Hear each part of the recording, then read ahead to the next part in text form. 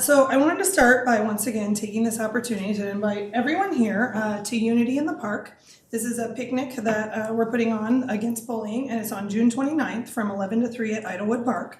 We're going to have food, music, a bubble station, art station, carnival games, and even a selfie scavenger hunt. We also have the extreme fortune to have several pediatric mental health providers that are going to be running those stations. So they will be helping teach children breathing techniques and coping skills and things that can help them deal with stressful situations like bullying at school.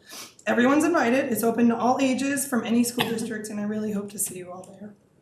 I also wanted to make sure to give credit to Dr. Sanders, who did work with me to get these handouts for the event sent home for students, and I sincerely hope we can work synergistically again in the future. So back to my list of why I'm here. So like I said, in my time of having many community members reach out to me, it was brought to my attention that there was quite a few fiscally irresponsible decisions that this board has made. For those that don't know, they sold the only piece of land within Morton city limits that could possibly house a future school building, and they sold it at a $1.6 million loss. I reached out and I asked what their backup plan was. What are we going to do when we eventually do need a new school building? Their response is the eminent domain principle. And for those that don't know, that means they will force someone to sell their property to the school even if they don't want to. That's the backup plan. They sought out no outside expertise when deciding on this sale. They did not consult financial, agricultural experts for advice, and ended up selling it back to the initial buyer, the people that sold it to us, at a $1.6 million loss. Another example is that the school recently brought in a public speaker to give teachers a presentation on bullying. I want to be really clear. I'm delighted you did that. I really am. I am so glad we're actually doing something in relation to that issue.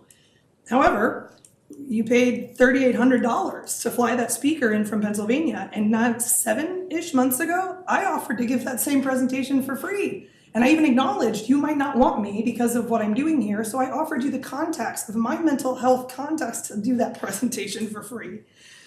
And then it's just a waste of taxpayer money. And then to turn around and have the nerve to refuse giving teachers a cost of living wage increase after that kind of waste.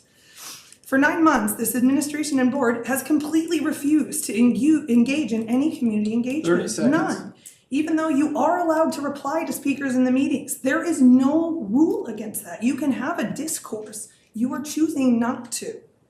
There are many Morton students that are suffering from depression and suicidal ideation because of what they are experiencing in our schools. Once again, I'm not going to argue this fact with you. It is a fact, as much as you may try to deny it.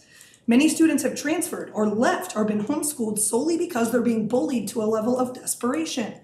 You have already proven you can't be trusted. You very publicly violated the Family Education Rights and Privacy Act. Thank you, Dr. Fischer. This administration has done nothing to address this, and I will keep coming to these meetings, even though it doesn't seem to do any good, because I'm terrified if I stop, one of these suicidal kids is actually going to be successful.